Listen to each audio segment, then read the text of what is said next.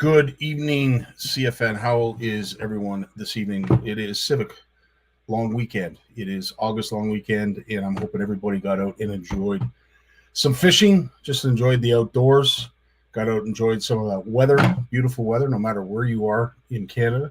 It has been a glorious weekend. Rob, thanks for joining us. Wasn't able to make a post, unfortunately, and Jim was none too happy about it, I might add. So some folks weren't 100% sure if we were going to have a live tonight, but had a fairly busy weekend of on call. We're here, we're doing it, and we're doing it for you guys.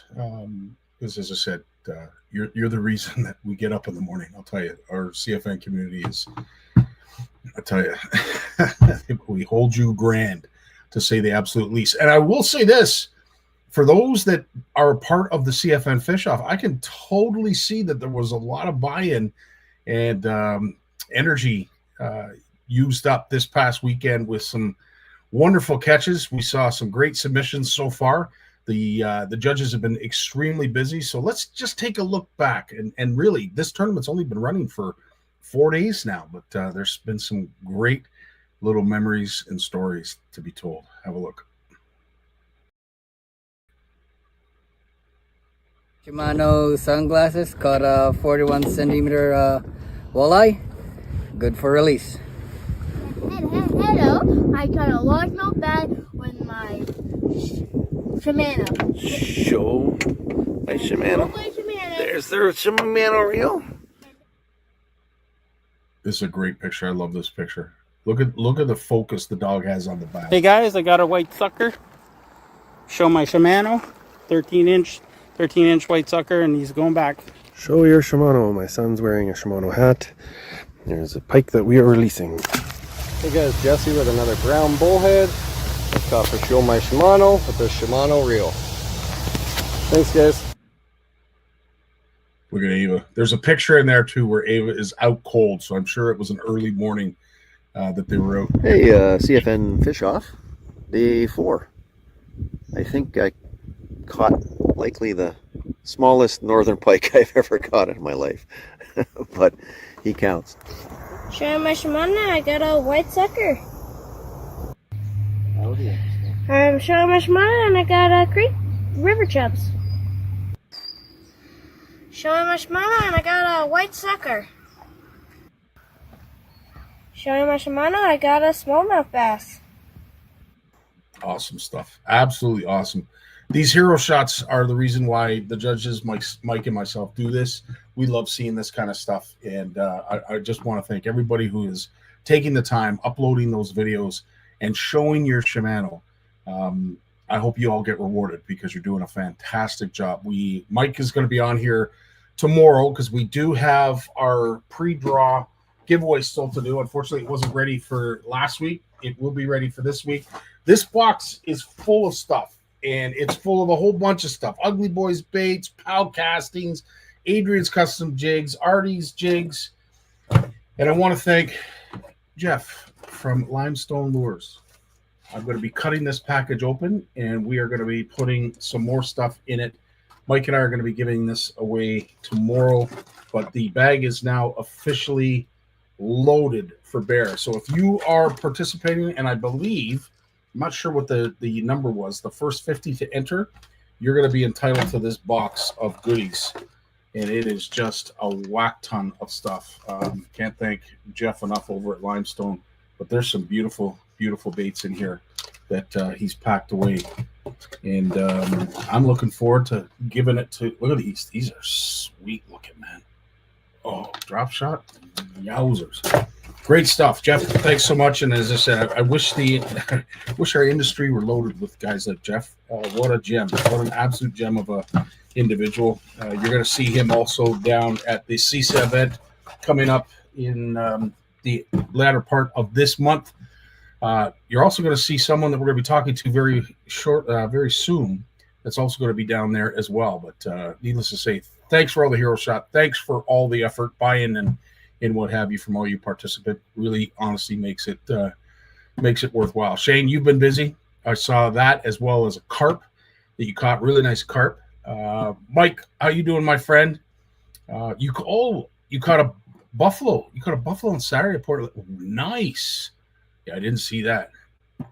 You hit 43 walleye, Mike? Well, hopefully it was more of like a pat on the back. No, I'm just kidding. That's awesome, dude. Fantastic. That's 43 more walleye than I caught this weekend, so good for you. Richard, as always, buddy, nice to see you as well. Again, lots going on tonight, this week, upcoming. Of course, it is the 7th annual CFN retreat up at Horwood Lake Lodge. So we've been talking about it all year, right up until today, till we leave. But this is actually happening, and it's a full camp. This is the cool part. It's a full camp. So we're going to be rubbing shoulders with a whole bunch of CFNers and new CFNers. That's the cool thing as well. We're going to be meeting a whole bunch of new folks that are just part of our community that, of course, have got in touch with Horwood Lake Lodge. And if you are interested and weren't able to sign up for the retreat, that's who you need to get a hold of in order to get your butt booked up there at Horwood Lake Lodge and enjoy some of the fishing that we are going to have and experience this coming weekend. My good buddy Walt, who's probably listening, he's going to be climbing on a plane on Wednesday and coming out this way. And eventually we will be making our way up to run into and enjoy some time with some CFNers up at Horwood Lake Lodge. Really looking forward to that. There is still room available at Camp McIntosh. So, folks, I can't emphasize this enough. If you are interested in coming, the date's up there, the 24th and the 28th. Love to see you there. It is going to be our 4th annual OLC Nation retreat. Really looking forward to this event. And if you need a little bit of a snippet, a little bit of tease, how about it? Let's take a minute and head to Camp McIntosh. And there's a place that I've dreamed of, where I can free my mind.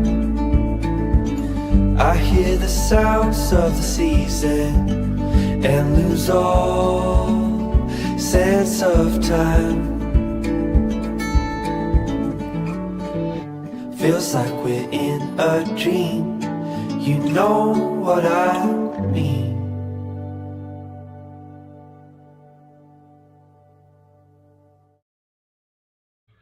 So if you're interested, we'd love to have you there. That is all the information you need to get a hold of Tracy or Andre up at Camp McIntosh. Love to see you up there. There's still spots available. It is the 24th and 28th of September. That's the cost. And as I said, right now, there are still spots available, but we need to fill that up. So by all means, if you're interested in having a great time, some great food, and a lot of fun, join us. Shall you? Shall we? What else have we got? For those who are interested in bump boards, the CFN Fish Off, if you don't have one and you'd like to get one, we are going to be working with Go Large Fish Ruler in the coming years. We were hoping to get it done for this year, but unfortunately things get busy and it just didn't happen. But we are going to have official bump boards for the CFN Fish Off for next year. Go Large is going to be doing that for us. So, but in the meantime, they have lots of bump boards available. So please reach out to Go Large Fish Ruler if, in fact, you're looking for a bump board. These folks will help you out in a really, really big way. And of course, as I mentioned in the earlier, we're going to be talking to Mike tomorrow. We've got basically, it's almost basically a week recap of what's gone on. We have the giveaway to do, and of course, we have more explanation in regards to the announcement. Are you a Stella Queen or are you a Stella Stud? And I'd like to be able to hand one of those Stellas out to our winner who catches the largest number of species. So if you catch 4 species and they're the biggest of those 4 species, and that's the most anybody's caught, you're going to be taking home a Stella. So I'm really excited about that. But I know there's going to be a lot of species that are caught, especially on the east and west coast. The saltwater content that we see year after year, it's quite incredible. So anyway, on to bigger and better things. Let us join, or let's bring in the one and only Big Jim McLaughlin. When he was born, he tried to reel in the umbilical cord. Bass named him as their personal best. His power pole came with a stripper. Forward-facing sonar uses him to find fish. Chuck Norris is his co-angler. He is the most interesting fisherman in the world. Stay fishing, my friends. Yo, yo. What's up, Big Jim McLaughlin? How you doing, brother?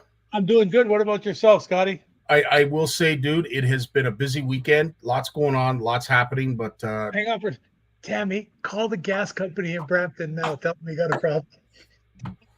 I'm off call now, so it's all good. Yeah. Somebody unfortunately has taken the helm. Fortunately, I should say, have taken the helm, and they're Nice. looking after it for tonight. But yeah, it got busy, and it's always in the midnight hour. As I said, we had 3 fires just yesterday, all between midnight and 4 in the morning. So yeah, it's a struggle. It's a living. It is what it is. I will say this though, Jim, I am seeing lots of great things happening within our Canadian angling community. One thing in particular, if I'm not mistaken, there was a bass event this past weekend that a certain somebody won. Yeah. Once again, actually, two weekends in a row, it's been pretty special. Waddington, I think you've heard this name before. Let's hear it for your champion, Corey Johnson out of Canada, taking on the trophy. Big bag here on day number 3. This river is just special to you guys. I mean, when you die, you got to have your ashes spread out here. Yeah, this is a special place, like I said earlier, man. And Chris and I and my dad, we've had so many awesome tournaments here, and so many bad ones too. It's not good for next week as we head to another smallmouth fishery, and you're grooving into there. Yeah, I'm looking forward to that one. It's St. Clair's a different beast, though. So you got lots of decisions to make. Do you run to St. Clair or run to Erie? Anywhere you want to go, lots of water to cover. So I'm excited to get there. Just in case we didn't get it the first time, hold that trophy one more time up high. Let's hear it for your champion, Corey Johnson. Getting it done here in Waddington. Jim, there's nobody really that can speak about it better than you. You've watched Corey and Chris grow up as anglers and are now blossomed into tournament champions. That red being little squids running around, and then they started fishing with Lynn once in a while, and stuff like that. So it's absolutely amazing when you see what they've accomplished, and yet it's people. I was watching a couple of guys online on the weekend, and they were talking about how, Johnson's, it's just because it's the St. Lawrence. So one of the guys from BSS came back about an hour after. I don't know whether they were watching the same thing I was watching, because they stay on top of it, eh? And he came back and they had figured out that the Johnsons, 27% of the money that they've won has come on the St. Lawrence or Lake Ontario. So that's only a quarter of it, basically. They can catch fish everywhere. They're not just Lake Ontario, St. Lawrence, smallmouth guys. Yeah. And that's just something I wanted to throw in there. That's a pretty good thing. But yeah, no, I've watched those boys. I remember a couple of times they're dressing them down for stuff they were doing when they were really young, and they're full of testosterone, and they're just great kids. But it was so funny the other night. I sent Chris a note after he won 2 weeks ago. And I sent a note, and he came back. It was really cool. He said to me, "Big Jim, you don't know what this means coming from you, that you still take the time, because I bug him once in a while about being dying one on Shimano anymore. Every once in a while, I give him a little corkscrew there, but that's just part of the game. That's a personal thing. That's us. But like the dominance to go to the Thousand Islands Open, Corey fishes with his dad and wins. And Chris wins because they had a cutoff at the end of the St. Lawrence. So Corey fished in Lake Ontario. Chris fished in the river, which is what the rules said he had to do for MLF. And then the week after, Corey goes down, fishes in the river, and he wins too, And I mean, where they're going to be at the end of the month.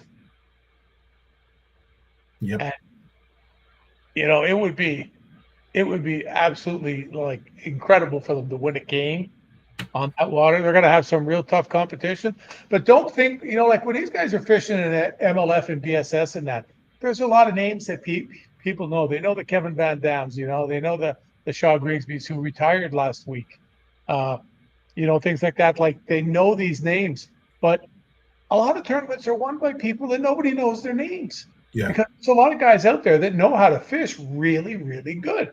And when they hit it and they put it together, they can win. You know, they can beat these guys. You know, you can't take the beer league hockey team and have them beat the Leafs. You know, well, maybe you could. Oh, you know what I mean? The commercial. That's it. Here, come a bit closer. I'll get you. No, you're right. 100%. Yeah. It's one of those things, and they've risen to the top of it. They are arguably, well, no, they're not. They're not. They are the best smallmouth fishermen in the world. You know, 1-2. It's all there is to it. It's you know. And when you see Kevin Van Dam commenting, that's pretty cool. You know, I thought it was neat too. Chris commented on one of the things I wrote about having seen them grow up and watched and all this and everything, and he commented at the bottom, "A couple more, Big Jim, and I'll be about halfway to what you won." I thought, I was gonna, what? Okay, what do you want? Well, Okay, it's true. like Jim, years ahead of everybody. Yeah. and nobody can speak about it like you can. And of course, you know, there's others that have done well in tournaments, but you know, you're one of those that I have to say are at that level where when you speak of it, people listen. It's one thing to participate, it's one thing to do well, but to dominate, to consecutively do very, very well, it's not easy. It takes a certain discipline. Like $142,000 in the 2 weekends between them. Jeez. And a lot of that was money. I mean, when Chris won, it was 80 grand US. You know, Corey only got 32, and then they got 30 grand Canadian the weekend before. So you know, like when they start converting that money, it's got to be getting close to a couple of $100K. You know, 175 or something. Like it's an incredible run for them, you know. It's an incredible run. You know, I had my 6-week run here in Canada there when I caught all the fish with the crankbait, and I won in like 6 weeks. I won like 100, I think it was 126 or something. But you know, you can't bank on that happening. No, you can't bank on that happening. It's just things that happen. Eh? But no, I'm so excited for those guys. It's really nice to see them get the due. 100%. And they're going to be down in St. Clair and of course Lake Erie. Yep. Is it this coming weekend or? I believe so. Yeah, because they started practice today. So yes. And then no, maybe it's 2 weeks. I thought it might be 2 weeks. It's not. Yeah, I haven't been. I've been so nuts here. Everything going on. Everything's coming to an end at last. Thank you. But it's they're but like they say, Lake St. Clair is a different thing. It's not really a lake, it's like a dish pan, eh? And I have to ask Jim, like, I mean, obviously these fish when they're on St. Clair, and we talked about it with Coop, you know, it's an easier fish because wherever there's structure in St. Clair, that's where the fish are going to be holding, and there's not a lot of it to be had from most folks that have fished it and know the area. But, you know, to go from St. Lawrence, yes, it's the same breed of fish, and then St. Clair, there are certain nuances that I'm going to lean on you to tell us what that might be. But well, like they live, you know, like they talk about them being, you know, last time when they were there, around these little patches of grass, you know. Yeah. And then you look at the tournament. There's just, I'm not familiar with the lake at all, and I never fished on it in my life. I don't think. Oh yes, I did. One of the very, very first ones in the beginning, we fished on it, but I mean that was like 50 years ago, you know. You're going to watch all these guys run, a lot of them to Lake Erie. Mm-hmm. A lot of them are going to do that. It's all there is to it, because there's a lot more giant fish out there. The opportunities, eh? Right. But, when they show in the tournament and you see one area, it's a huge area, but it looks like the blast off. Mm-hmm. Like the boat's waiting, but they're not waiting. They're all fishing. Mm-hmm. But like a lot of the fish live right on the same area. Mm-hmm. So it's, and then there's other guys, you know, guys run across to the Canadian side. You'll see them. They get on these little patches of eel grass and scrub grass and stuff. And you see a lot of guys here crankbaiting, which is something a little different. Yeah. I've caught lots of fish on the crankbait in the St. Lawrence too, but it's something that, I noticed last year. I was surprised to see, it may not have been their number one go-to thing, but you saw a lot of guys chucking a crankbait. Yeah. You saw a lot of guys chucking a crankbait, and it's, something that's getting down a little bit deeper. They're not using heavy line or anything. It's not like they're after large mouths on the edge of a weed wall or something. It's a complete different thing. But yeah, you'll see a lot of jerk baits. You'll see a lot of fluff once they find them. Drop shots. Like I say, be a lot of that. A lot of little swim baits and other stuff like that. And of course, the old minnow deal with the forward fishing. So. What a fishery too. Just speaking of St. Lawrence, like what an incredible. I mean, that type of stuff out ahead of the bait. Mm-hmm. That's what they use. It gets a wobble on it when they retrieve it dead slow, and they're not in a rush to get it back. It's one of those things. They just let it pendulum down and just keep a little bit of action on it too. What a brilliant idea to have the lip on it. That's the plastics that have the lip, right? Yeah, that's awesome. Yeah. Love seeing that kind of stuff. Yeah, they definitely. If I got a bag here, should have. So you can see what they look like. Come out, wherever you were. Not often you see plastics with. And then there's always something different shows up, eh? Somebody will do something a little bit different. There's the drift fries. That's what Tacoito won the elite one with out of St. Lawrence, and that's what really put that method of fishing out there. And then the year after, Johnson won when they had the kapaa on the river there and all that. Yeah, and you'll also see guys with a lot of this type of stuff too. Right? Mm-hmm. Mm-hmm. I had guys coming here looking for little jerk baits like this from me, asking. Interesting. Two or three of these, I'll replace them during and you can see it's got the flash boost in it. Yeah.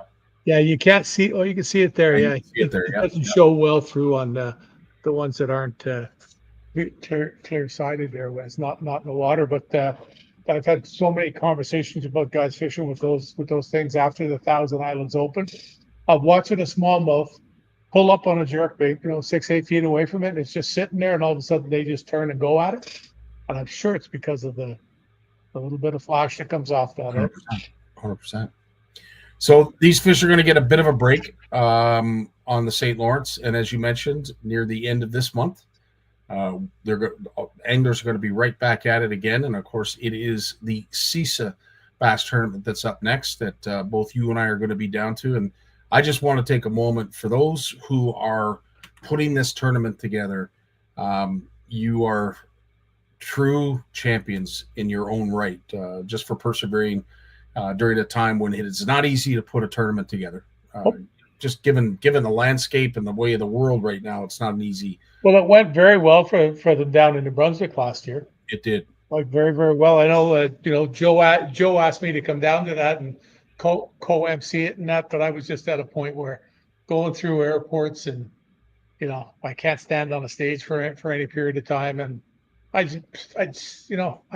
can't be bothered with it anymore, Scotty. It's just too much of a challenge. So we just do what we can, and it's, that's why Kingston's so close to me. It's probably about under 30 minutes door to door for me to where I have to go to City Hall there. Yeah. So it's probably right on 30 minutes actually. It has been a challenge. They've worked tirelessly at it. I know I've spoken to Moose many, many times, and it just seems like they're being dragged in so many different directions.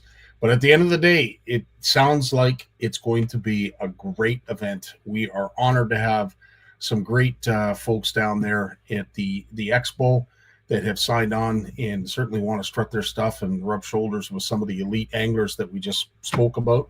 But to have a chance to see you as well, Jim, down there at this event truly is a highlight in itself. And I'll be down on the Sunday.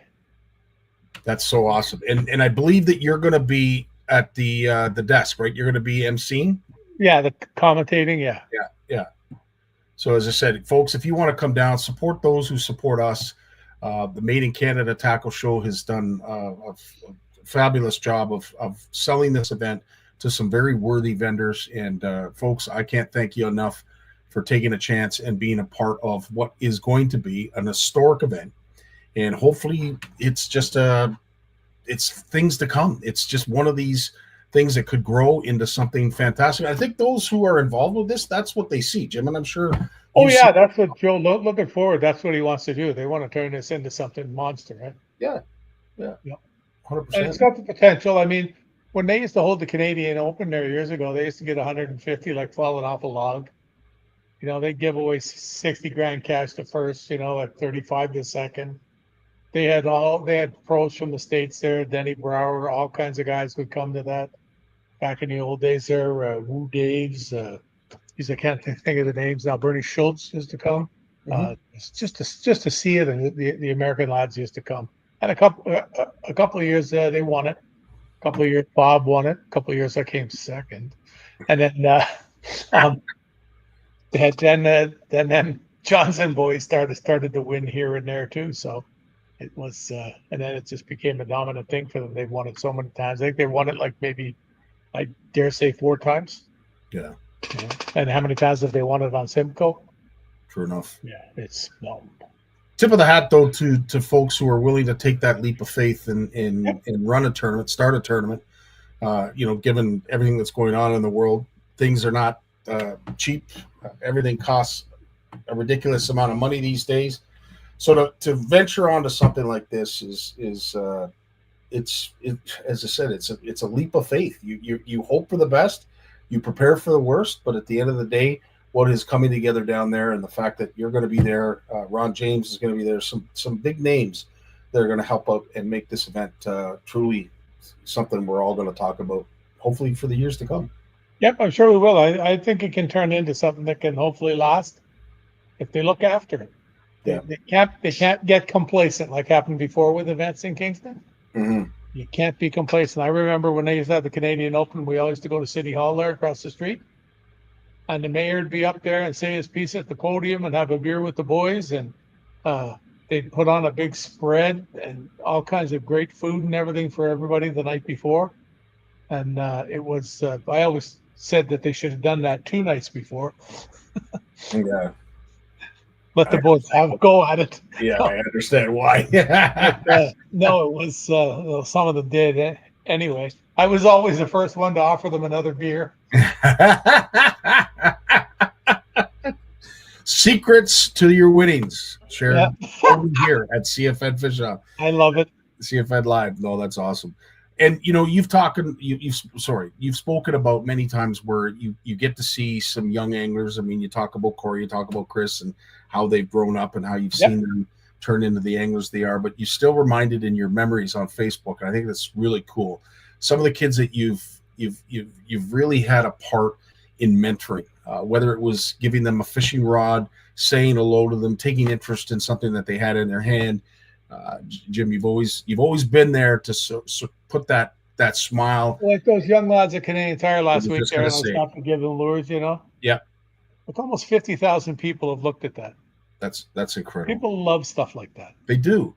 And it's this time of year for me that, you know, the CFN Fish Off this is why we do it. When you're able to bring people like this together that you've never met, and they buy into it, and they have young anglers with them, you know, seeing some of the catches that I now know why you do it. I'm reminded of it every time we run the CFN Fish Off. It never gets old. No. It might even keep getting better, Scotty. Because I hope so. Yeah. As you get older, you get a little. What would you call it? A little softer. Yeah, nostalgic. It means a lot more. Yeah. Yeah, and to have folks like Kevin, who's watching here, you know, he's out in the waters of Manitoba, doing his thing, and I think he's got 14 boys. He's got a basketball team, but I'm kidding. But to see kids like Ava out, like I don't know. We've grown up with Ava.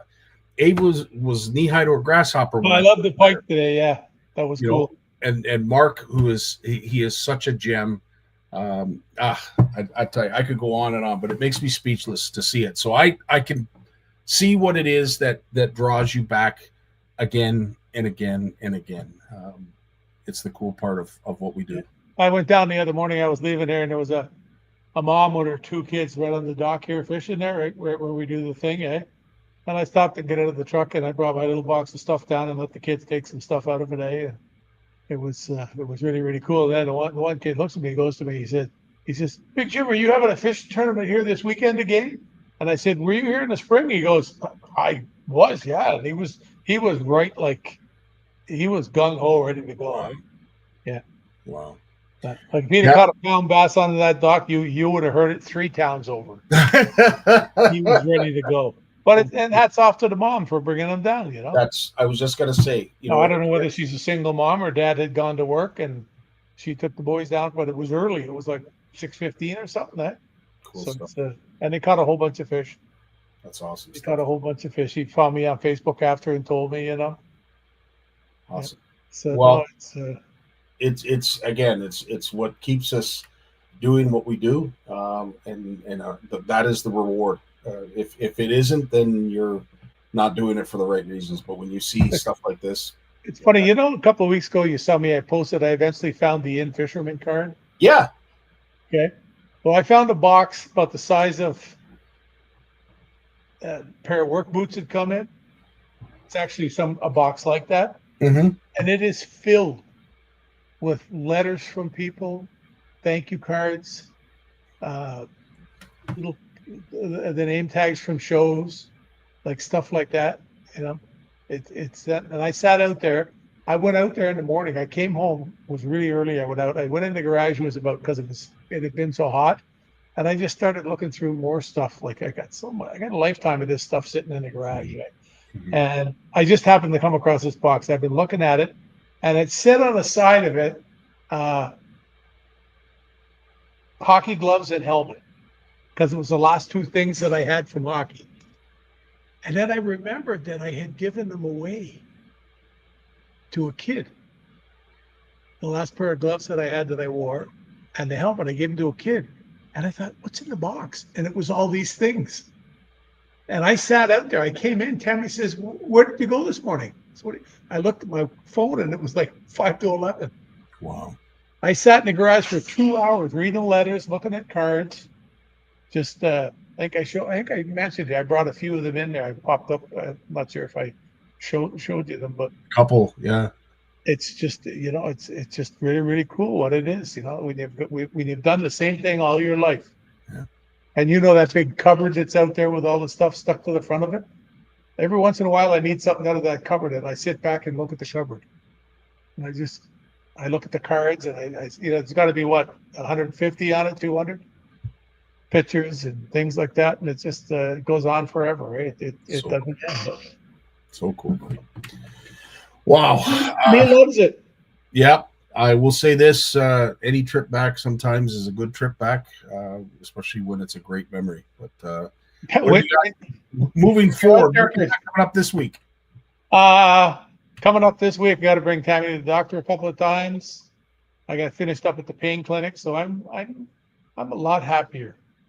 Good. A lot happier. Good to hear that. Yeah, we took the last bandage off my back because they cover your spine up pretty good after they go in there. Mm-hmm. I guess they don't want you to wake up and find out you got an earwig crawled into the hole and went into the spine or something. And then I'm talking to the doctor at the pain clinic, eh? I mean, this guy's putting a 9-inch long needle in your spine, and things like that, eh? And we're talking about, so we think we got my diabetes thing solved. They just think it's pure stress. They had me talk to a shrink when I was there and the doctor, and he asked me to describe the last couple of years of my life, and he's convinced it was just stress. That's all it is, and it should settle down. But I was talking to him, and I mentioned it to him, and he said, it's pretty serious, Jim. You need to really take care of yourself with diabetes. You're getting older and things like that. He said, no, you're good, but he says you need to take care of yourself. Then he looks at me and goes, you're not buying your insulin on Temu, are you? And I just burst out laughing. Oh my God. That's like he has this thing before he picks you with anything, or puts in the little bit of freezing, which I could probably use a bit more, or puts in the actual needle thing that's a big coil. Like he always goes 1, 2, 3, poke, 1, 2, 3, poke. So he does. Yesterday when I went for the other side, or Thursday when I went for the second side. He goes, okay, poke. I said, hey, what the hell happened to the 1, 2, 3? And he had to back away from me, and I could feel him shaking. He's got a hand up. He said, oh my God. Oh, that's funny. Tony's saying something that it's actually a good point. It's funny that they were able to find a helmet big enough. That's why I kept it, Tony. If I ever had to need one again. Wow. Good observation, Tony, as always. And it was cool at one point when I played hockey and I had the one that I had, they actually cut part of the padding out of it so it would fit on the back of my head. So if I would have got drilled, it wouldn't have done anything. I never got drilled that hard. I was just going to say, I can't imagine anybody would be stupid enough to do that. But there are people out there that want a chance at the title. Jim, as always, bud, thanks so much for joining us. Hopefully you enjoy the rest of your Civic holiday, and we will see you real soon. Civic holiday. Yeah. I worked all weekend. I made musky lures. And on Friday when I went to the mothership, I went and visited with Pete Bosselman. Yeah. I found out Pete's wife is a Brazilian jiu-jitsu instructor. Jeez. So we know who wears the pants in Pete's family. Ooh. Yeah, absolutely. And she looks like a formidable character. I had met her before in the winter with a coat on and whatever, and just in passing. It was the first time we spent a couple of hours together, right? Yeah. We were talking about old musky stuff, and he was showing me a couple of tricks about tying marabou on musky baits, and we were talking about stuff, and he was showing me all the stuff that they put up this weekend. Yeah. And I found out that his wife does a lot of it with him. Wow. They call them Angie ties. Interesting. On Datsun, yeah, and he does a whole bunch. They had a bunch of mine up there. He's got a bunch more all done. It'll go up this week. But yeah, no, it's always nice to visit with guys like that are really good at something. I'm never afraid to learn more, to ask a question if I don't know. Yep. Yeah. Good for you, buddy. Yep. Right on, dude. Will you keep on keeping on, and we will talk to you real soon. All the best, my friend. Thanks, Scotty. I appreciate it. We appreciate you. We got enjoy the rest of your Civic holiday. Yeah. We got Lawrence Gunther coming up right after a word from Shimano. What is Flash Boost? Shimano designed innovative Flash Boost technology. It keeps flashing, which attracts fish whether in a pause or while retrieving. The mirror plate, which is fixed by a spring inside the body, vibrates with the lure action to generate diffuse reflection. Even if you stop the lure action, the inner plate will move and continue to flash, giving the lure a sense of life and inviting a fish bite. This is Flash Boost.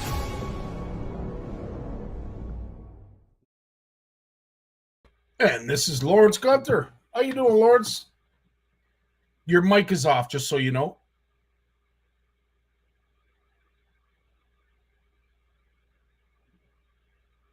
Nope, still off. Still off, buddy.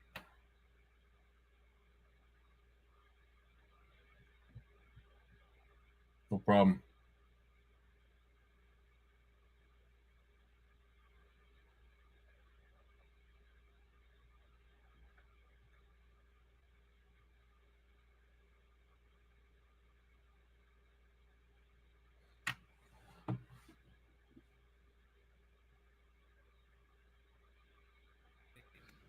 There we go. There we go. There you go. Holy You found mackerel. it. You found it, buddy. Good for you. Oh, sorry about that, buddy. No worries. No worries. Yeah. Well, how has your Civic long weekend been so far? Oh, just catching up. We got back from Picton County, Bay Quint on late Friday. Yeah. So just, putting the trailer to right, getting it all unpacked, cleaning up the pool, catching up on all the stuff, and just never ends. My friend, never ends. But I'm not complaining. My goodness, life could be so bad, and I have it pretty sweet, so I'm not complaining, buddy. You talk about that, with everything that's going on in this world, like it's just, I don't know. I'm just glad we have fishing in our lives. I'm just glad we're allowed to fish and get out and enjoy the outdoors, because coming home turning on the boob tube and listening to any kind of news, Yeah, it's not fun. no, I that's one thing. Like when we were away for 6 days, I never listened to the news for 6 days, and at the end of the like day 4, day 5, I was feeling much more relaxed and just at ease, and I never missed it, never missed the news. But not to say we can just ignore what's going on around the world, but yeah. True enough. And with everything that's going on in the fish world, it's hard to keep track of one, all the catches. We do our very best when it comes to try and profiling our community and the catches, and of course now with the CFN Fish Off going on, we try to do that as well. It's not easy because there's just so much. But when it comes to the fate, the future, what it looks like for fishing as a whole across this wonderful nation, whether we're the 52nd state or we continue to run as our own country, we are blessed to have an incredible resource. And it's nice to see that for the most part, those who are listening are doing their very best to respect it. We do get reminders every once in a while, and the folks down at the MNR and Fish and Wildlife, they post some of the penalties that get served out for those anglers and hunters that aren't following the rules. So it's nice to see that they're being policed, and that we do have folks that are out, looking after the resource and respecting it the way it should be. But we're constantly reminded that, our fisheries are constantly on that cusp of, well, let's just say they're fragile. That's the best way to describe it. They're all fragile. And in a blink of an eye, the population and the fishery as a whole can change dramatically. And we're starting to see that on the West Coast. You've brought that to our attention many, many times. As wonderful and bountiful of a fishery that is, it is starting to see struggles. And and then on the East Coast, we're seeing the exact opposite. Like the Atlantic cod are coming back. Stripers are thicker than they've always been. I think the lobster fishery is doing very, very well. So we're seeing a contrast, and everything's cyclical, as we know. But the end of the day, there's lots of news going on. I know you've got your ear to the ground. Are there any news articles that you wanted to share, you wanted to talk about? Well, I've been following things, but my main challenge, we've had a busy summer. I'm working 7 days a week. We've got staff, summer students who are, I need to stay ahead of and keep them busy, and not just busy work, but, we set goals at the beginning of the summer, and we got now a few weeks left to, just tidy things up and finish up the work. So pressure's on. And then, and then when I'm not doing that, I'm up at the Exploration Center overseeing and taking part and doing much of the heaviest work up there, the nastier work that no one wants to do.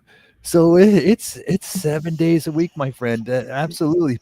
But, and this is where I need your help and the help of CFN listeners, is I have a chapter of a book I need to write. And the deadline is August 31st to get the first draft in. It's only 1,500 words. So it's not, my challenge is keeping it under 1,500 words. And the book is called Eating Lake Ontario. And I've been asked to write the chapter on recreational fishing.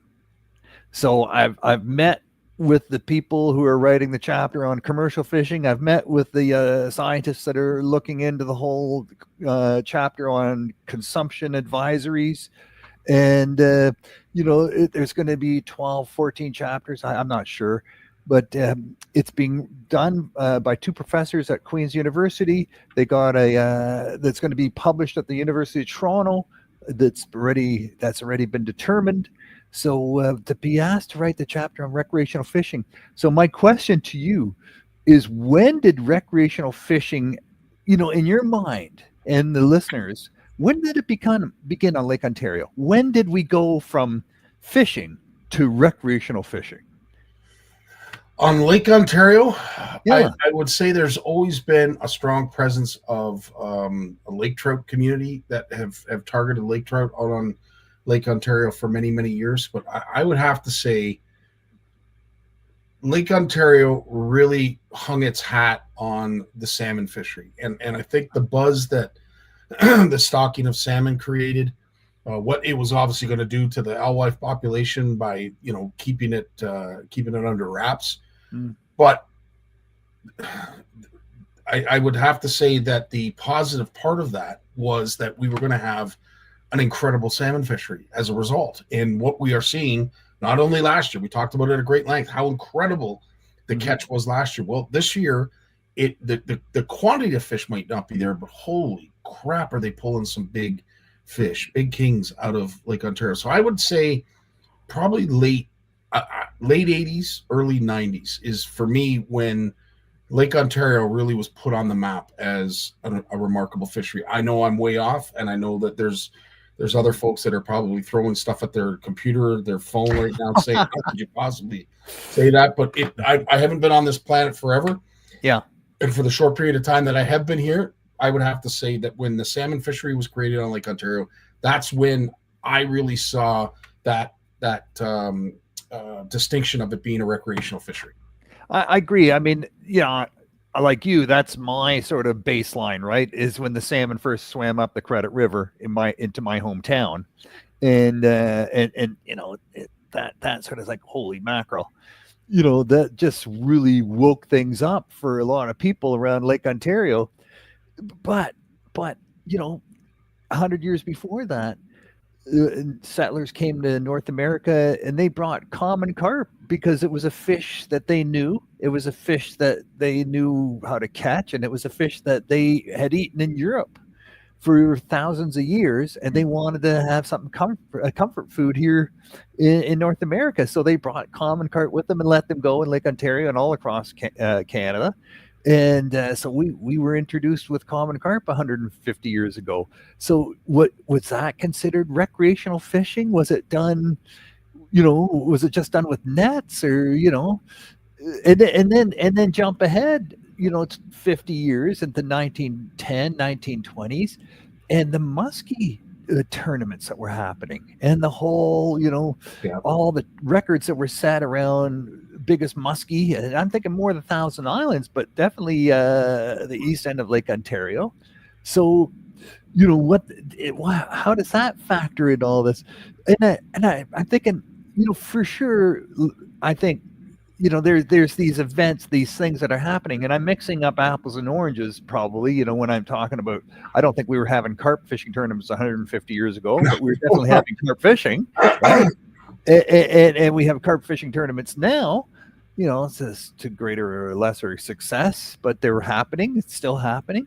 But and the muskie tournaments are still sort of going on in a sense. They're still having competitions around muskie for sure.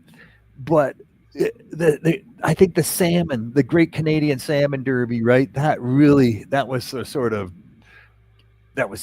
giant of the fishing tournament, and that really put fishing, I think, that and bass, the two of them, really put Lake Ontario on the map in terms of recreational and sport fishing. I don't disagree with you. And when I think of the St. Lawrence, I think of Gananoque, the Thousand Islands. That has always been, as far back as I can remember, considered a recreational fishery, and quite an abundant and prolific recreational fishery. And we're starting to see, that it continues to thrive and do well when we see Corey will win a tournament out that way this past weekend. We're reminded of it when we see all those walleye that are caught out of the Bay of Quinte. And, let's face it, the Bay of Quinte fishery has always been a remarkable fishery. That really has always been around. But one other thing, too, if I think back, that is sort of it's one of those pieces of information that it'll go to my grave. It will absolutely mean nothing, but it's just something that it gives the perspective of what kind of fishery it was back then when you started to see. And I asked a question because you would see when they were burning for steam engines, when they ran out of frozen logs and when they ran out of coal, the next best thing they used, and I had no idea until you started looking at those pictures with a little bit more detail, lake sturgeon. They had frozen lake sturgeon. There was such an abundance of that fish that they would leave them at certain checkpoints along the rail system, and they would use them to fire the boilers in some of the steam engines. So You don't see lake sturgeon like that anymore, and No. for obvious reasons, perhaps. But they're back. They're back. They're coming back. They for are sure. coming back. Oh, Yeah. Oh yeah. You think back, like, I mean, you know, the walleye fishery that was in the Bay of Quinte, like there were walleye everywhere. Gananoque, there were walleye, muskie everywhere. Lake sturgeon, as I said, you know, they were in such abundance that they used them to power their engines. So I think it was a recreational fishery that just had not been tapped into, and that might have been because of the boats, the situation with the boats. Technology hadn't caught up yet to get us the kind of boat that we needed out on Lake Ontario for the recreational angler. I'm not sure. It's a great question you ask. Well, you know, it's something I don't think we pay that was well documented either, because, you know, I've been poking away at this and talking to different experts, and, you know, the decline of Lake Ontario Atlantic salmon.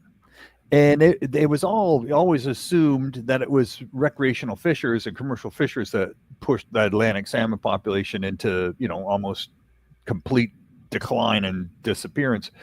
But it turns out the sea lamprey were actually into Lake Ontario by 1890.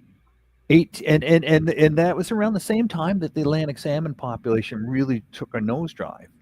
So and then for almost 100 years, from 1880 to 1970, Lake Ontario was considered almost like a dead lake because it was nothing but sea lamprey. Nothing but sea lamprey. You know, the lake trout were decimated. The Atlantic salmon were the first to go. They were probably ready under pressure from fishing, I guess. You know, they were easier to catch in the rivers and so on. And because they spawned every year, the same fish spawned every year or every second year or whatever, they weren't that tough a fish. They were more delicate fish in terms of how salmon go. So they were easier to put in decline. But Lake Ontario for almost 100 years was pretty much zeroed out on many fronts. And how do we factor that into the whole evolution of recreational fishing, right? I mean, we like you said, we see evidence of it in the Thousand Islands and with these giant predators and so on, and then in the Bay of Quinte. But then the big, you know, the lake trout and the Atlantic salmon in the main body of Lake Ontario were pretty much wiped out, and then came back because of lampricide, because of the introduction of lampricide. And then the introduction around the same time of the coho and Chinook salmon in the 1960s, and then they started coming up the rivers in the early 1970s, and that took off. So there's these huge things that we don't really understand because no one took the time to document it. The only thing we knew was that commercial fishing activity was in decline and had been wiped out in the 1800s and in Lake Ontario. So that's all we knew. And then no one really paid any attention to it for the next, you know, no one really paid attention to Lake Ontario because there was no more commercial fishery, no more viable commercial fishery. So in terms of people like you and me that fish, you know, from the shore with hook and line or maybe had a little boat, we didn't count for nothing. You know, our needs, our, you know, desire to go catch a fish, feed our family, relax a bit by the shoreline meant nothing. For almost 100 years, we almost had nothing. It's interesting. And you know, Lake Ontario, you would know this question better or this answer better than I, but is there any commercial fishing going on at all on Lake Ontario right now? Minimal. And the old timers that have the licenses, you know, they'd like to sell them, but no one wants to buy them and because it's hard work, and they're just, you know, 1 and 2 person operations out of 16 or 18 foot open boats with nets that you operate with your hands. There's no cranes, there's no winches, nothing like that going on. So it's you know, they pick the days when they can go out, you know, and the days they don't go out because of weather. So it's not an easy way to make a living. But they don't want to give up their licenses because no one wants to pay them the money that they think they're worth. 100%. You talk about Lake Ontario almost becoming or declared a dead lake, and we all know that Lake Erie was at one point, and now we see the fishery that it is. You know, with the commercial fishing still existing on Lake Erie, I would have to say the one great lake that I see it truly and solely being a recreational fishery is Lake Ontario, because I'm pretty sure they still commercial fish up on Georgia Bay in the northern part of Lake Huron. I'm positive they still commercial fish out of Lake Superior. I'm not sure about Michigan, but I would say like most of the fishing, if not all of the fishing that's done on Lake Ontario, is recreational. Recreational fishing, there's the DFO has a fishery research center that's been around for over 100 years at the mouth of the Bay of Quint, at the Glenora Research Station, and they're monitoring the fishing activity of these fishing boats that are going on out there. But it'll be interesting to read the book to really get a better understanding of what that looks like, right? And are they giving you any idea of what it is that they how they want you to answer the question, or it's just open dialogue? You say whatever you feel. I think no one really understands. You look at the Great Lakes Fishery Commission. The Great Lakes Fishery Commission has a really rock solid understanding of commercial fishing activity in the Great Lakes because it's all reported, right? Both sides of the border, every lake, every quota is set. The results of the year's fishing is weighed against the quota. And then the analysis happens for next year, and the research that goes on is specific to those fish that are being harvested by commercial fishing. We're incidental. And the same thing for First Nations fisheries, right? They're incidental too, and no one has any idea what's going on there because they don't need to report anything. Do they have the capacity to report? Do they have the desire to report, or they're just saying, leave us alone? We'll take care of our business, you take care of yours. So that's not well understood, but that has to, in terms of Lake Ontario, it's happening in some places and not in other places. And I think even though, they say the fishing, the value of the freshwater fishery on the Great Lakes is $7 billion US. So that's about $9.5 billion Canadian, and about 350 million of that is commercial fishing activity, and the rest is all specific to recreational fishing. But what does that mean? What does that mean? And I know there's some scientists that are getting some money now from the Great Lakes Fishery Commission to try to figure out what that means, for different groups of people. But it's just a black hole. It's just a black hole, and yet it's valued at so much, right? And all the people that, the tourism and the outfitters and the guides and the hotels and the restaurants and all of that, and the tournaments, none of that is documented. Not really. Interesting. And when you think of it likely should be, so we have a better understanding of what's going on. But I think it's, to your point, it's because we're barely putting a dent in the fishery from a recreational standpoint that why ask why? If it continues to be prolific like it is, and we were starting to see some incredible returns lately, especially in the salmon fishery and all fisheries for that matter, when it comes to Lake Ontario, I guess maybe that's. I think what's going to happen with this question that they've asked you to write a 1,500 word paper is going to be interesting in itself, because it's going to probably look at different aspects to what they mean by eating Lake Ontario. Is it good for you? Is it bad for you? What fish should you eat? What fish should you not? Who's eating it? What are they eating? When do they start eating this one and that one and the other one and not this one and that? American eel used to make up maybe 80% of the biomass in Lake Ontario. That was normal. That the American eel were huge. You think about the Asian carp in the Mississippi watershed, right? And they make up like 98% of the biomass now.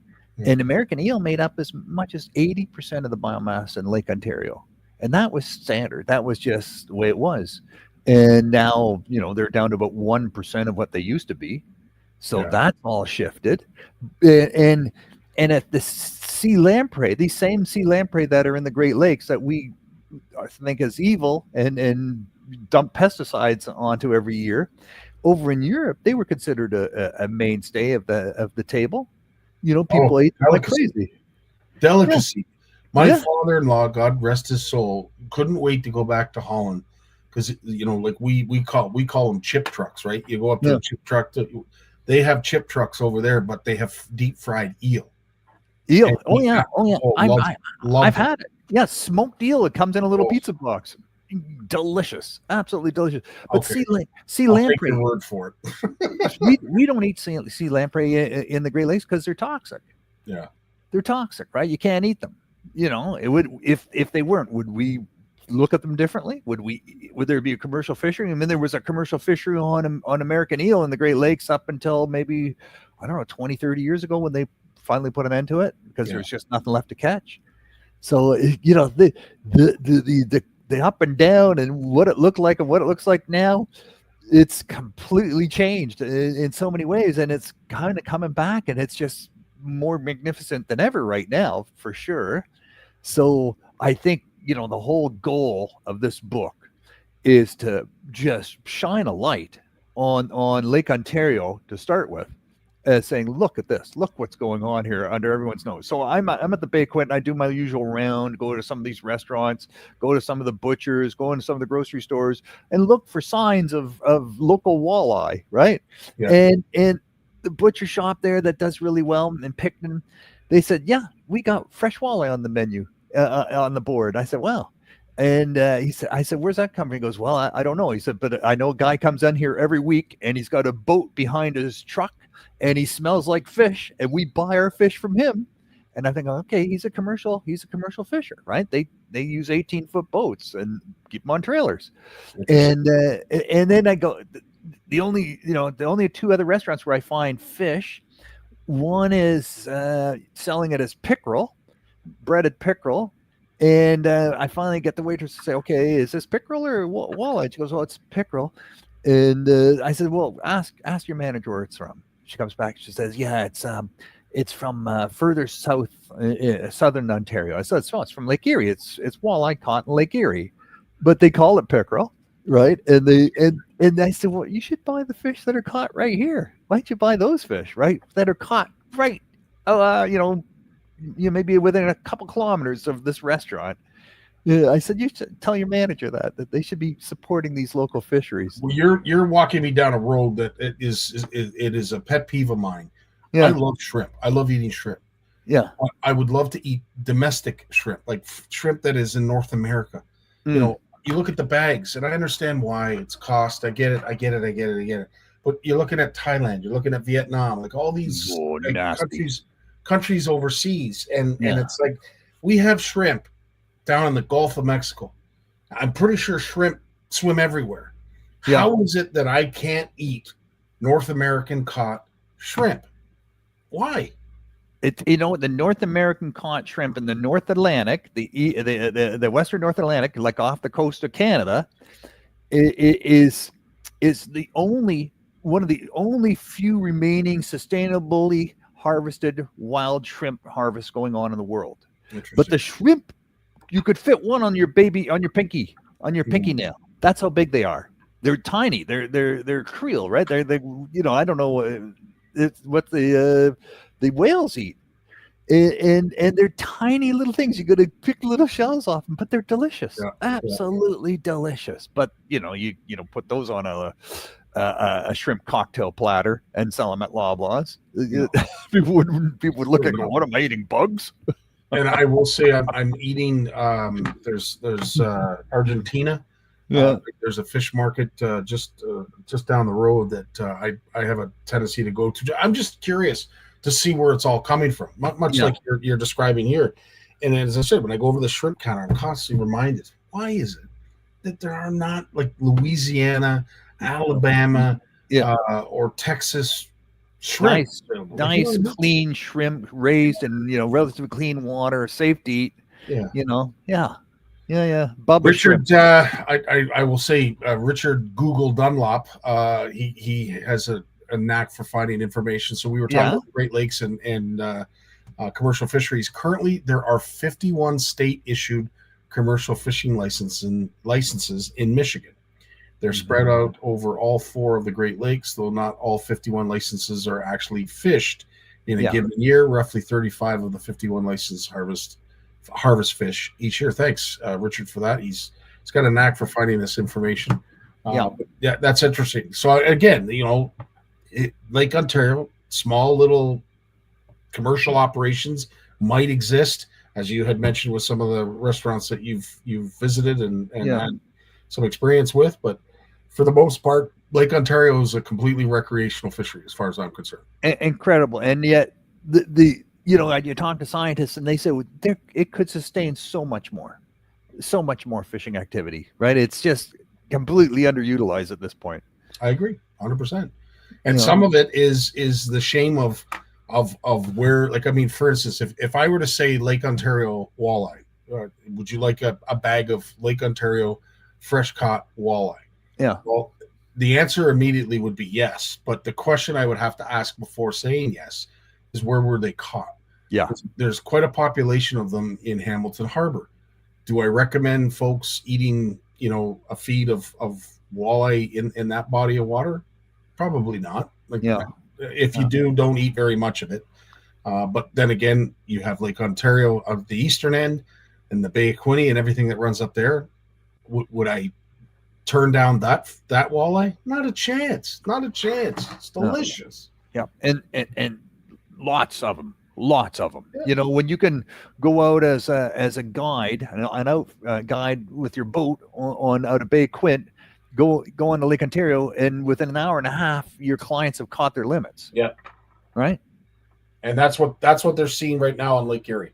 I mean, I've talked to Daryl and a few others that have been fishing Lake Erie pretty much steady for the last month, if not longer, and it is so hot right now on Lake Erie when it comes to walleye fishing. It is ridiculous, and yet we've had years where they never came east. I think the furthest that I've heard them come east was like New Glasgow or something like that, or Erio. The fact that they're catching them in Port Maitland and Port Colborne and right up until the Niagara River. Yeah, it's incredible to see. It's absolutely incredible to see. Yeah, we have so much to celebrate. We need to understand it though, so we can celebrate it and respect it and steward it properly. Because as long as no one knows, and if we don't know what we got, how do we know what we don't have? If we get to that point again, right? 100%. What are some of the other things you're working on? That's interesting, and we will gladly help. I'm not sure how we can help you with that, but any way we can, dude, we'll be there for sure. Oh, thanks, man. We've been filming out on the Ottawa River for the Bluefish Explorer. Sweet. So that's coming along nicely. So we've got some great content coming, and I'm racking my brains on how do we show these 8 little vignettes, these little video vignettes that are maybe 3-4 minutes long, out on the boat without tying. How do we show that to 8-9 people on the boat at the same time, right? And it's a technical challenge, to say the least. But it looks like what I'm going to have to do is put a little router on the boat, and then preload tablets, and then have one tablet that can sort of control the other tablets through this little network. Not plugged into the internet, just everything preloaded on the tablets. And that's probably the easiest way to go, because putting TVs, a waterproof television, they're anywhere from $2,000 to $7,000, right? And one that's a little bit splash resistant, you can get them for $500. But you can't just have one, because not everyone on the boat is sitting in a position where you can all watch one TV. So you need at least 2, but there's no technology to connect 2 smart TVs and have them play the same video at the same time. It doesn't exist unless you're on the internet, right? So it just drives me crazy. I'm wondering if there's a way to do it with StreamYard. I mean, first and foremost, you'd obviously have to have Wi-Fi or cellular connection. And if you do, then half your battle is right there. Then you're in a good place. But the cost of having, you can't hook TVs up to the cell phone, but you can have tablets. I was just going to say, do that, and then you could use StreamYard. You could literally do it through StreamYard. Yeah. Yeah, have one. But even if you have one tablet connected to the Wi-Fi, that tablet can only share with one other display. You can't share information from one tablet or cell phone to two other displays. It doesn't work. You could if you're live streaming it. If you're live streaming it, you could, and you wouldn't have to live stream it to but then the other tablet, the other displays would have to be hooked up to the internet too, right? So that's my question. So if you have good cellular coverage out there, good Wi-Fi, great. If you don't, then it's probably best to purchase a Starlink. And then you have to have all these things hooked up with SIM cards, and data plans, and that gets expensive, right? It can, yeah. I mean, tablets. The nice thing about tablets is you don't necessarily have to put a card in to make them work. That they will work. Like for instance, if you have them in your house, they don't need that SIM card to work in the house. You'll work off the Wi-Fi in the router at home. But there's ways around it. I'd love to help you with that too, because I think there's an easy. All right. I'm going to pass you by my solution. I'm going to pass by a couple options. I'm going to email them to you, and I'm going to say, "What do you think about this option?" Sounds yeah, because this is it's I'm almost at the point where we're looking at sort of a solution that a teacher would use in a classroom. Yeah, right. Where you got a bunch of kids sitting there on their Chromebooks and saying, "Okay, look, everyone, watch this little 5-minute video." Now and then and you can't have it all going at different times because there's audio going on, and I don't want to have headphones, and we're not going to pass out headphones to everybody because that's just more stuff to get tangled up and lost and broken.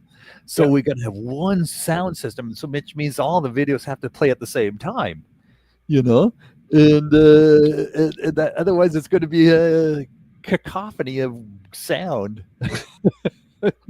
It will be interesting. There's no doubt about it. Yeah. I want to do it. I want to do it right. This is, we're one of the first. We're not saying, hey, no screens on the boat. No. We're bringing screens on the boat, but this is important, right? This is how we show people what's down there, what's out there, and the experts who have that knowledge, like people like Rob Jackson and his knowledge of long-nosed gar, and Lisa Goodyear and her knowledge of the of muskie and people like that. Cool stuff. Yeah. What else is happening in fish news? Is there anything that we should be concerned about or need to know just the salmon on the West Coast? There's a lot of people happy out there that they can catch and keep 2 Chinook now starting on August 1st. So that's been a big relief for a lot of the recreational anglers on the West Coast. Thank goodness they got that, that opportunity, and DFO listened and backed off on what was being considered and said, that didn't make any sense. But there's an author just wrote a book in the U.S. and they talk about how recreational anglers and commercial fishers and indigenous fishers got together and said, hey, let's talk about the coastal fisheries and how do we split this up, how do we share this. And the fact that they do this all around the United States, all around the coast of the United States, and the fish stock recovery has been just incredible over the last 40 years in the United States because of this collaboration now, right? Who would have thought that, fishing was always blamed as the culprit for fish decline. And then you put all the people who fish together in a room and they figure it out. They figure out the solution and rebuild fish stocks. So this is a book. They reached out to me and they asked me if I would interview the author, and one of the commercial fishers interviewed in the process. And I know that whole process pretty well because I got marine certified by NOAA a few years ago on all that. And definitely gonna do that interview. That'll be coming out. We're gonna do that in 2 weeks. We'll have that podcast. So look forward to it. As always. I will say our half hour, it flies by, Lawrence. I don't know where it goes. We don't have Jay tonight, so you are our last of the panel to speak. So I don't want to rush you off if you have more to say. I'm good, buddy. I just got back. I just got back from a nice 6-day vacation. I emptied my head. I'm starting to fill it up again. And you know what? Listening to you guys tonight, and I'm all pumped up again. It doesn't take much. I hear you, dude. I totally feel you. And there's lots to get excited about. It's going to be a busy month, the month of August for all of us. Oh my God! And your fishing, your tournament's going, man, and that's got me pumped. I think your tournament is, it's showcasing what's possible, in terms of catch, photograph, release, and engaging people, and the build up, and then the tournament, and then what comes after, and it's just such a beautiful, drawn out process. That's the highlight of so many people's summers. It is. And you're so right. And as I said, that's really what our MO is here. It's for no other reason, but let's get people fishing. Let's get out there and showcase the Canadian fishery, because it's so deserved.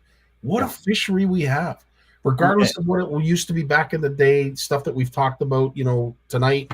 At the end of the day, the result right now is we have one of the best fisheries in the world, freshwater especially, fisheries in the world. Yeah. And we need to get out there and enjoy it for no other reason than it makes you feel good, just as you just said. And here you are, you got the parents, the grandparents, the children, the grandchildren going out there with their social media, their smartphones, capturing these moments, sharing them, being rewarded for it, and the excitement of that, being involved in a little bit of competition. That's fantastic. I love it. Absolutely love it. And it just adds another level of fun to their summer, and the possibility of being recognized as being, one of the greatest of the year. So I love it. I think we need more of these types of activities where we reward people and mix in a little bit of learning in that, a little bit of conservation, maybe a little community science on top of all that too, where they report things that they notice. It's I think you're really pushing the envelope on that in ways that are absolutely necessary. They just released some numbers in the United States, and the number of people who were fishing in 2024 is up in the United States. I think it's around 57 million people. They haven't got to 60 million, but they had an increase for the first time in years. Wow. And I think the fishing numbers in Canada are starting to show signs. We had a little bump there during COVID, but we see people getting back into fishing, and it's just fantastic that they are, and kids and their parents are connecting through fishing, and it's wonderful. Couldn't have said it better myself, pal. You did a fantastic job.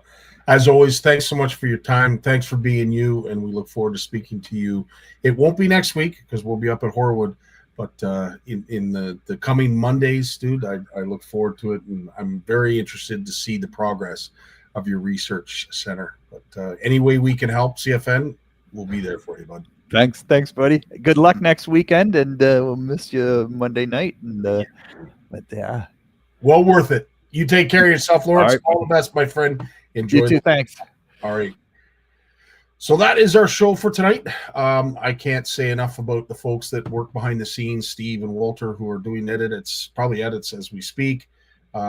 There's a few questions that I still have to get to that are in the inbox in regards to bump boards and how fish are measured during the CFN fish off. But for those who are doing a fantastic job, who have done this before and continue to show up each and every year when the fish off is running, highlighting the fun that they're having, as Lawrence just mentioned, I can't thank you enough for that. So in closing, I'm going to play the video again from our CFN fish off to remind everybody tomorrow, Tourney Tuesday, will be here. Mike and I will be there, willing to give away some great prizes from Limestone Lures, as well as Pal Casting, Ugly Boys Baits, Adrian's Custom. Like, there's so much stuff in here. Like, it's just chock full. Would have loved to have gotten this out before this fish off started, but now that it has, we still have weeks available to us. I'll get this out, expedited to whoever the winner is, so we can showcase some of the incredible stuff that is being donated to our community for our community. With that being said, have yourselves a great week. Look forward to seeing you tomorrow with Mike, and I wish you all the best. Love you all. Take care. Peace. Shimano sunglasses, caught a 41 centimeter walleye. Good for release. Hello, I caught a largemouth bag with my Shimano. Show my Shimano. There's their Shimano reel.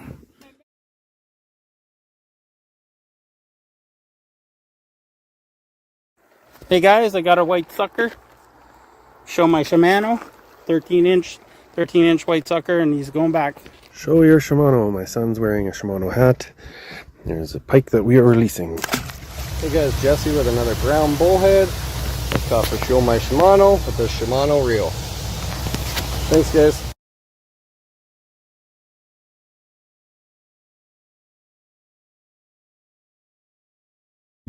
Hey, CFN fish off, day 4. I think I caught likely the smallest northern pike I've ever caught in my life, but he counts. Show my Shimano, I got a white sucker. I'm showing my Shimano and I got a river chubs. Showing my Shimano and I got a white sucker. Showing my Shimano, I got a smallmouth bass.